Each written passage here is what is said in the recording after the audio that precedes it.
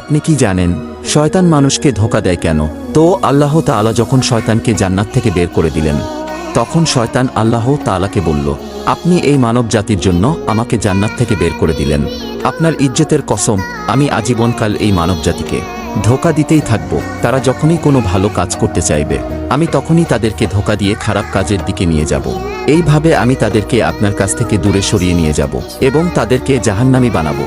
তখন আল্লাহ তাআলা শয়তানকে কি বলেছিল তা জানার আগে আপনি যদি মুসলিম ভাই বা বোন হয়ে থাকেন, তাহলে ভিডিওটিতে একটি লাইক এবং চ্যানেলটি সাবস্ক্রাইব করুন।